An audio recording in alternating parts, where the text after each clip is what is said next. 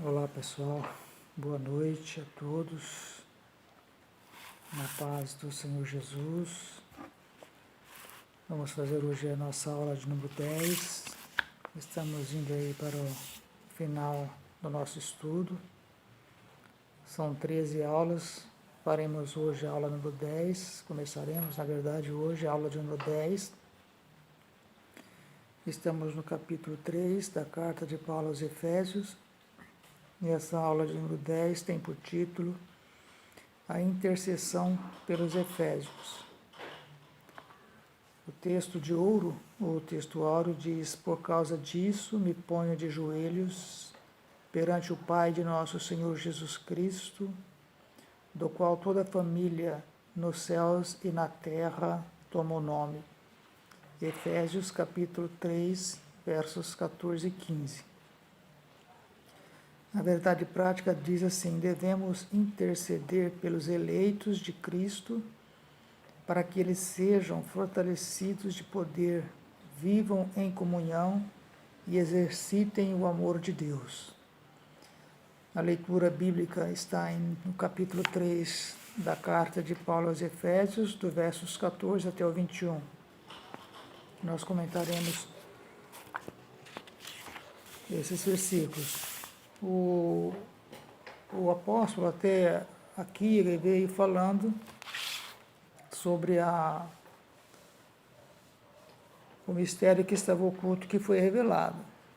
Então ele veio falando isso para a igreja de Éfeso, e agora no capítulo 3 ele começa a agradecer a Deus por esse mistério que foi revelado e ao mesmo tempo interceder pela igreja de Éfeso, para que os crentes da igreja de Éfeso, os irmãos da igreja de Éfeso, tivessem a sua fé fortalecida, a sua fé cada vez mais edificada, e além disso que fossem cheios de poder, do poder de Deus, do poder do Espírito Santo.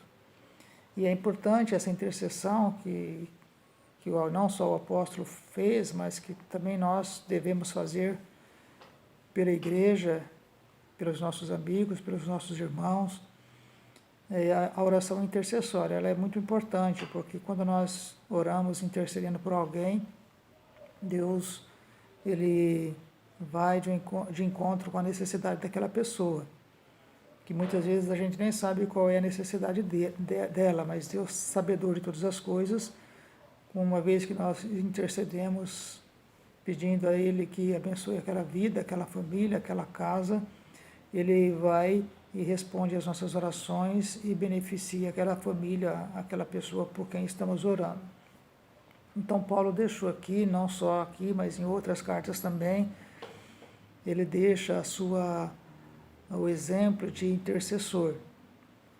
Intercessor aqui é no sentido de rogar a Deus pela pessoa, não é que nós estamos levando a pessoa a Deus, mas nós estamos pedindo a Deus por ela, que Deus abençoe a vida dela, que Deus guarde, que Deus livre, que Deus proteja. Não é no sentido de nós salvarmos ela, porque a salvação é individual e cada um de nós decidimos pela nossa salvação. Nós devemos orar pedindo a Deus que salve as pessoas, mas essa salvação ela será alcançada se a pessoa se render a Cristo. Nós temos o dever de orar e pedir a Deus por elas, pelas pessoas, para que elas conheçam, ou para que seja revelado a elas este mistério da salvação, a fim de que elas entendam isso e se convertam ao Senhor. Creiam em Jesus Cristo como Senhor e Salvador, entreguem suas vidas a Ele. Então Paulo ele começa na sua intercessão, ele começa dizendo, a forma como ele estava orando. Por causa disso, me ponho de joelhos perante o Pai de nosso Senhor Jesus Cristo, do qual toda a família nos céus e na terra toma o nome. Ou seja, ele está ajoelhado diante de Deus, diante do Deus que é conhecedor de todas as coisas, diante do Deus que é Senhor nos céus e na terra, diante do Deus que é o dominador sobre todas as coisas, que conhece cada coração, que conhece cada vida. E ele então se coloca diante desse Deus de joelhos para pedir pela igreja de Éfeso. E assim como Jesus fez lá em João capítulo 17, na sua oração intercessória, quando ele ora pelos discípulos, pela igreja que ainda não existia, por nós que ainda não existíamos e pelas pessoas que ainda vão nascer. Então, Paulo está fazendo aqui a mesma coisa, também fazendo uma oração intercessória, pedindo a Deus pelas pessoas, e em especial, no caso aqui, pela igreja de Éfeso. E aí ele vai falando, né, para que segundo as riquezas da sua glória vos conceda que sejais corroborados com poder pelo seu espírito no homem interior. Qual era a preocupação dele? A preocupação dele era que a igreja de Éfeso fosse cheia do poder de Deus, cheia do Espírito Santo. Quando ele fala as riquezas da sua glória, ele está apresentando uma oração confiado nas riquezas de sua glória. Glória de quem? Glória de Deus. Nós vimos lá no início do nosso estudo, lá no capítulo 1, essas riquezas, e nós fomos abençoados, né? As bênçãos com quais nós somos abençoados em Cristo. Então, essa glória, a riqueza da glória de Deus, é tudo aquilo que Deus pode nos conceder, tudo aquilo que Deus pode, não só materialmente, mas principalmente espiritualmente, pode dar a nós. E uma das coisas que eu julgo muito importante é a salvação e o batismo no Espírito Santo. Quando nós somos beneficiados por Deus, é claro que tudo isso é feito por graça e misericórdia dele, então nós somos abençoados com as riquezas da glória de Deus, de tudo aquilo que ele tem, que ele é possuidor, que ele é detentor, ele reveste em benefício da sua igreja, em benefício daqueles que o adoram, que o servem e que temem o seu nome. Quando ele fala, né, o Pai, né, da glória, né, o Deus de glória, o Pai de glória, o Pai da glória, ele está dizendo que Deus é o único que merece glória. Deus é o único que é digno de receber a nossa glória, a glória de todos nós, a adoração de todos nós. Nenhuma outra pessoa merece ser glorificada a não ser Deus. E aí, quando eu digo Deus, inclui-se Jesus, porque Jesus também é Deus. Então ele fala, né, que ele pede a Deus que abençoe a sua igreja lá em Éfeso com as riquezas da sua glória, abundantes riquezas de sua graça, de sua glória, essa graça que foi revelada a nós na pessoa de Jesus, essa graça que nós conhecemos quando cremos na palavra e aceitamos a Cristo. Então, esta é a glória que nos é dada por conhecermos a palavra de Deus e conhecermos Jesus e aceitarmos a Ele como Senhor e Salvador de nossa vida. Deus é o possuidor de todas as glórias e despenseiro de ricas e ilimitadas bênçãos. Nós vimos lá no começo do nosso estudo, eu já falei há pouco, das bênçãos espirituais com as quais nós fomos beneficiados, ou somos beneficiados quando aceitamos Jesus, quando cremos em Jesus. Então, à medida que nós caminhamos com Deus, à medida que nós seguimos a Cristo, nós vamos sendo beneficiados com essas bênçãos, que são incontáveis. As bênçãos espirituais, elas são incalculáveis, nós não temos como mensurar o valor dessas bênçãos espirituais. Todos os dias nós somos beneficiados com as bênçãos de Deus, com a vida, com a saúde, com os livramentos, com a proteção, com a paz no coração, a esperança que Ele nos dá, a certeza de uma vida eterna com Ele. Então, são muitas e infindáveis as bênçãos que Deus tem derramado sobre nós, sobre a sua igreja e sobre nós. E o apóstolo Paulo está aqui nessa oração pedindo a Deus exatamente isso, que Deus continue derramando sobre a igreja de Éfeso essas bênçãos. E é claro que quando ele ora pela igreja de Éfeso, indiretamente ora por nós, porque a carta, como nós vimos lá no início, ela é destinada, o destinatário primário à igreja de Éfeso, mas os destinatários secundários somos todos nós. Então, todos nós somos beneficiados com essa oração intercessória de Paulo. Então, ele pede para que a igreja seja fortalecida com poder, que seja habitada por Cristo, que compreenda o amor divino e tenha pleno desenvolvimento espiritual. Então, essa era a preocupação dele. Ele estava preocupado com coisas espirituais, não estava preocupado com coisas terrenas, com coisas materiais. A preocupação dele sempre foi que a igreja fosse cheia do poder de Deus, cheia do Espírito Santo, cheia da graça de Deus, porque é isso que importa para nós, sermos cheios de Deus. Quando nós somos cheios de Deus, nós temos muito o que transmitir a outras pessoas. Quando nós somos cheios de Deus, nós temos muito o que dizer a outras pessoas, a transmitir para outras pessoas, porque o nosso coração ele está repleto do gozo do Espírito Santo. Aí ele fala sobre ser fortalecidos com poder.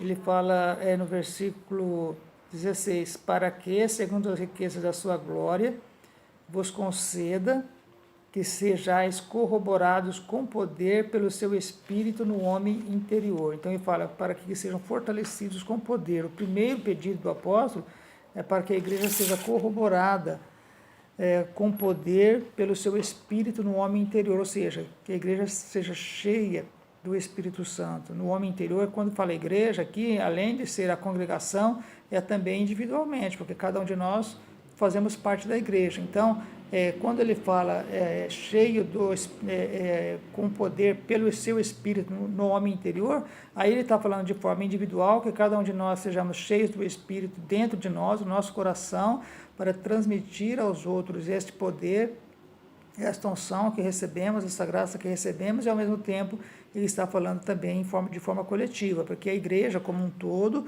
como um corpo, ela seja cheia do Espírito Santo. Essa petição não quer dizer que a igreja em Éfeso não tivesse o Espírito Santo, não é isso. Nós já falamos que quando nós aceitamos a Cristo, o Espírito Santo vem habitar em nós. Então nós já temos o Espírito Santo. Mas esse cheio do Espírito Santo, o que ele está querendo dizer, é acerca do derramamento do Espírito Santo, que aconteceu lá em Jerusalém, no conhecido dia de Pentecostes, que era uma festa judaica, 40 dias, ou mais ou menos, 50 dias depois que Jesus ressuscitou. Então, Jesus ressuscitou, prometeu aos discípulos que enviaria o Consolador, e 50 dias depois, numa festa chamada de Pentecostes, ele enviou o Espírito Santo sobre a igreja, que estava reunida lá num lugar chamado Cenáculo, e eles foram batizados, mais ou menos 120 irmãos estavam reunidos, e todos eles foram cheios do Espírito Santo. Isso está registrado em Atos, no capítulo 2, do versículo 1 em diante. Nos traz, nos mostra, nos relata esse acontecimento ocorrido lá em Jerusalém. Atos capítulo 2, diz assim: e cumprindo-se o dia de Pentecoste, que era o dia da festa do judeu, estavam todos reunidos no mesmo lugar. E de repente vem do céu um som, como de um vento veemente e impetuoso, e encheu toda a casa em que estavam reunidos, ou assentados. E foram vistas por eles línguas repartidas como que de fogo, as quais pousaram sobre cada um deles. E todos foram cheios do Espírito Santo e começaram a falar noutras línguas, conforme o Espírito Santo lhes concedia que falassem. Isso aqui foi a promessa de Jesus, que Jesus fez para eles, que enviaria o Consolador, que é o Espírito Santo, para estar com eles todos os dias até o final dos tempos. E o sinal da vinda do Espírito Santo foi essa manifestação deles falarem em outras línguas. Essas línguas que eles falaram lá no dia de Pentecostes foi outros idiomas. Eles não sabiam o idioma de outras pessoas, porque em Jerusalém tinha muita gente que vinha de todas as partes do Império Romano, judeus espalhados por todo o Império Romano. Então eles vinham para a celebração da festa. E esses judeus que vinham de outras regiões, eles tinham outro idioma, falavam outras línguas diferentes que aqueles judeus que estavam reunidos ali não sabiam aqueles idiomas. E aí eles começaram, sendo usados pelo Espírito Santo, a falar no idioma daquelas pessoas, e as pessoas conseguiam entender o que eles estavam falando.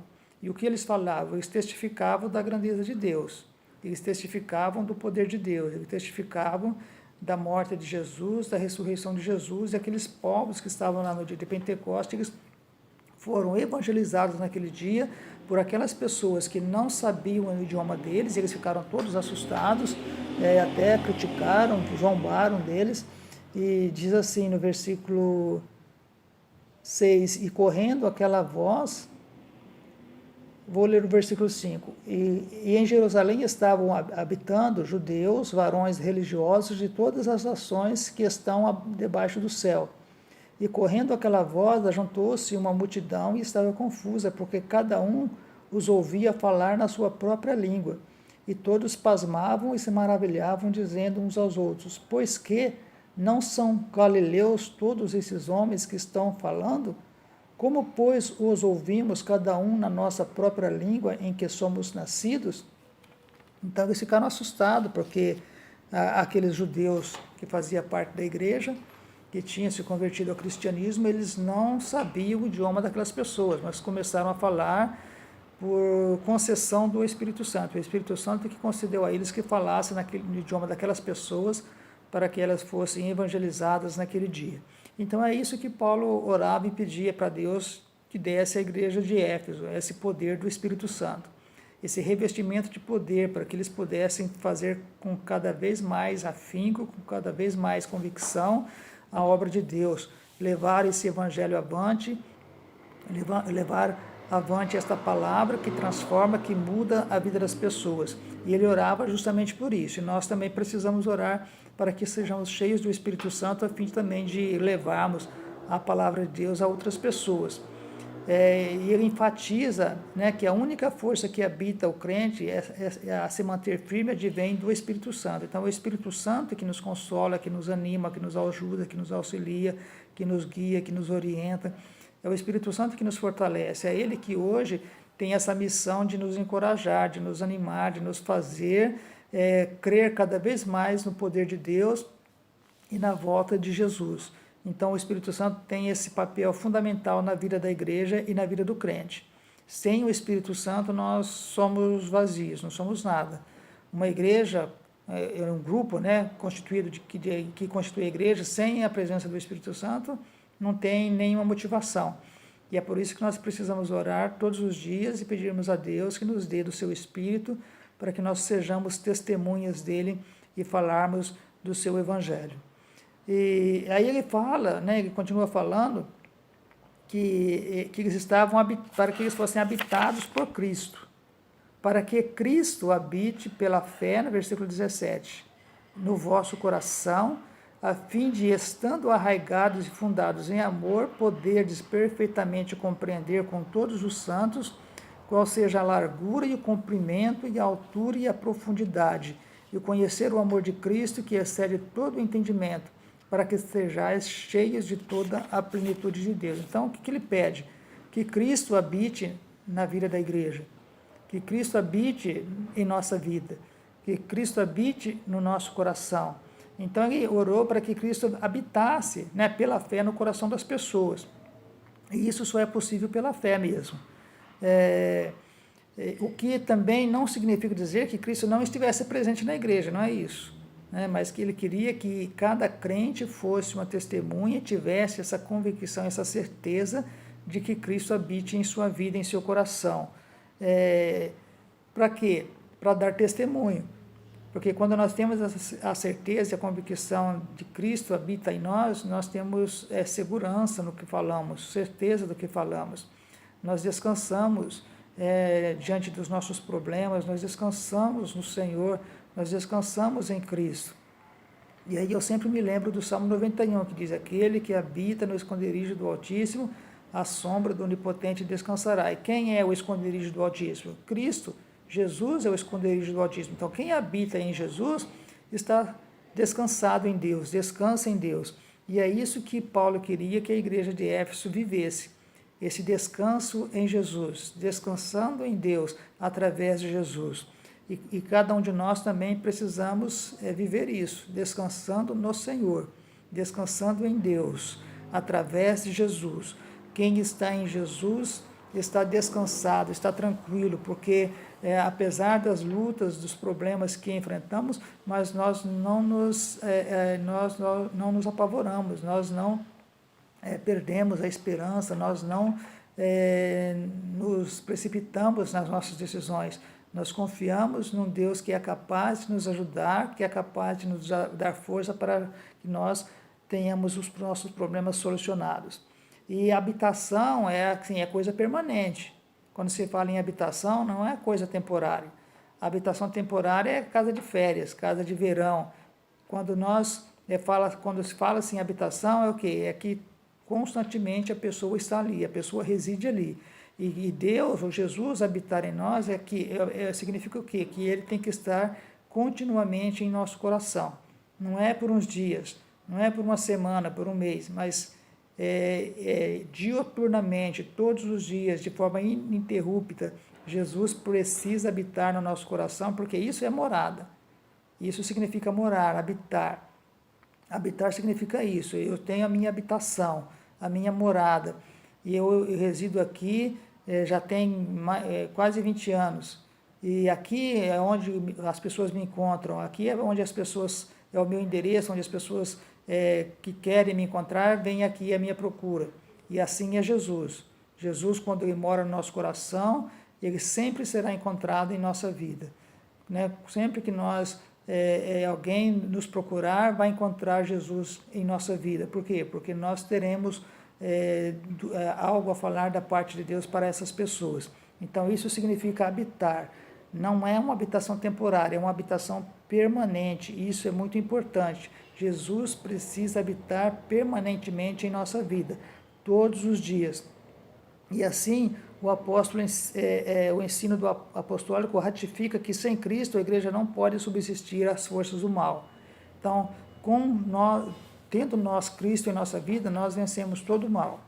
Não há mal que possa subsistir, que possa resistir à igreja quando a igreja tem como fundamento Cristo, quando a igreja está habitando em Jesus.